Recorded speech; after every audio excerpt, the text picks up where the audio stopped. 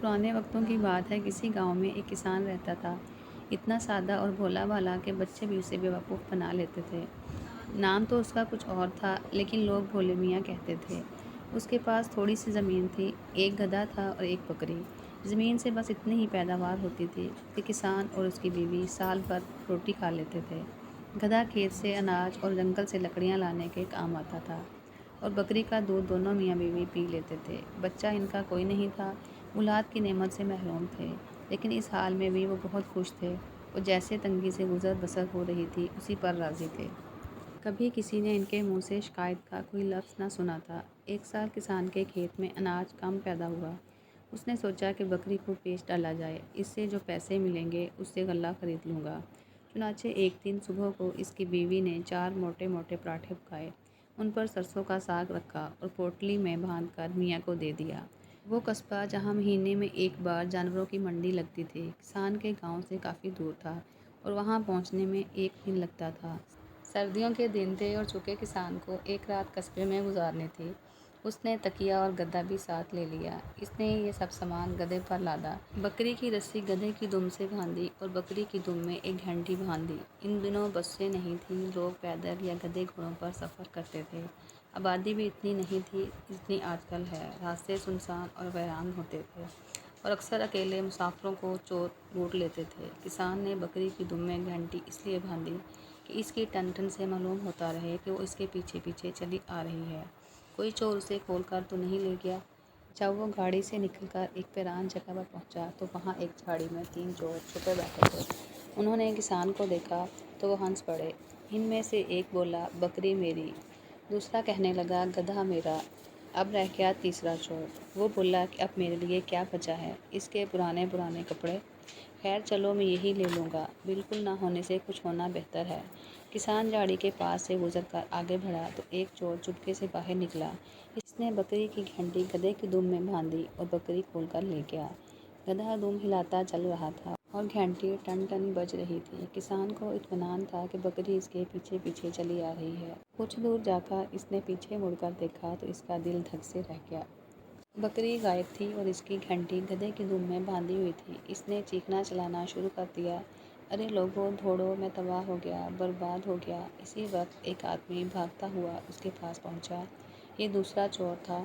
اس نے پوچھا، کیا ہوا بڑے میاں، کیوں چلا رہے ہو؟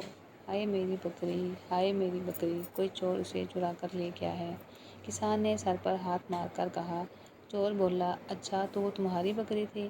ابھی ابھی ایک آدمی اسے گھسیٹتا ہوا درخت کے اس طرف لے گیا ہے، دوڑ کر جاؤ، زیادہ دور نہیں گیا ہوگا، جلدی جاؤ، خدا تمہارا بھلا کرے۔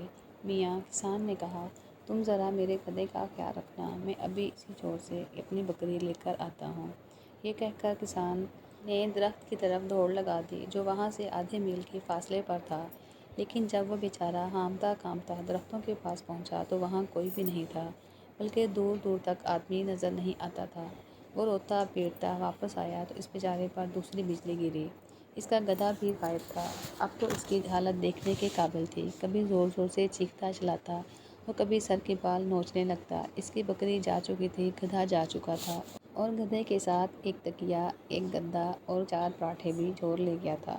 اب وہ قصبے جا کر کیا کرتا؟ لاچار گھر کی طرف واپس چلا۔ ابھی کچھ ہی دور گیا ہوگا کہ کسی کے رونے کی آواز آئی۔ ادھر ادھر دیکھا تو ایک طرف کنواں نظر آیا جس کے پاس ایک آدمی بیٹھا زار و قطار رو رہا تھا۔ یہ تیسرا چور تھا۔ کسان اس کے پاس گیا اور بولا، بھائی مصیبت تو مجھ پر ٹوٹی ہے، چور میرے جانور لے گئے، تم کیوں رو رہے ہو؟ چور نے کہا، ہائے بھائی، کیا بتاؤں کسی کو اپنی درد بھری داستان، میں دنیا کا سب سے بدقسمت انسان ہوں۔ کسان بولا، ہائے، دنیا کا سب سے بدقسمت انسان تو میں ہوں۔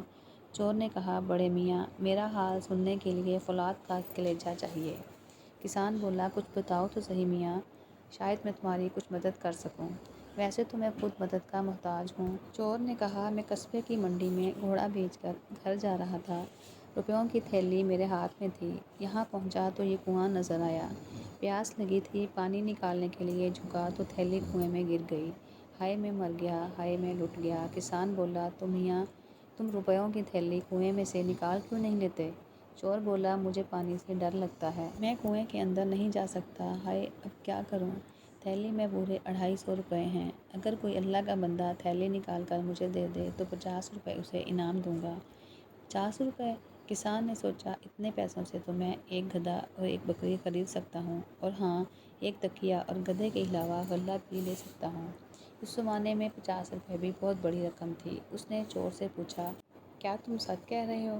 کیا تم انعام دو گے؟ چور بولا، ارے بڑے میاں، آپ میری بات کا یقین کریں، میں ایک عزت دار آدمی ہوں۔ کسان نے کہا، ٹھیک ہے، مجھے کنویں میں اترنے کا بڑا تجربہ ہے، اپنے گاؤں کے کنویں کی صفائی میں ہی کرتا ہوں، تم مجھے 50 روپے دو گے نا؟ چور چلا کر بولا، بڑے میاں، آپ نے بھی حد کر دی، اب کیا میں مسجد میں چل کر قسم کھاؤں؟ کسان نے کہا، نہیں، اس کی کوئی ضرورت نہیں ہے، مجھے تمہاری بات کا یقین ہے، میں ابھی تمہاری تھیلی نکالے دیتا ہوں، لیکن کپڑوں سمیت اندر گیا تو یہ بھیگ جائیں گے اور انہیں سکھانے میں کافی دیر لگے گی۔ میں کپڑے اتار کر یہیں رکھ دیتا ہوں، تم ذرا ان کا دھیان رکھنا، ایسا نہ ہو کہ وہ کمبخت چور انہیں اٹھا کر لے جائے۔ چور نے کہا، ان کی فکر نہ کرو تم، ان کی تو میں ایسی حفاظت کروں گا کہ آپ کی 7 پشتیں یاد رکھیں گی۔ کسان نے کپڑے اتار کر کنویں کے پاس رکھ دیے اور خود کنویں میں اتر گیا۔ اس نے کنویں کا چپا چپا چھان مارا، ریت میں ہاتھ مار کر ڈھونڈا، ان روپیوں کی تھیلی وہاں ہوتی تو ملتی۔ 1 گھنٹے کی محنت کے بعد بیچارہ تھک ہار کر واپس اوپر آ گیا۔ اس پر تیسری بجلی گری، وہ آدمی غائب تھا اور اس کے ساتھ ساتھ کسان کے کپڑے بھی غائب تھے۔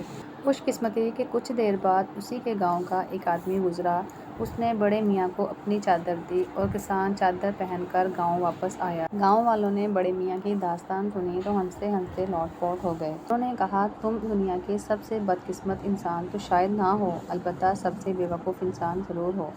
پھر سارے گاؤں نے چندہ جمع کر کے بڑے میاں کو 25 روپے دیے، جس سے انہوں نے گدھا، بکری اور کچھ اناج خرید لیا۔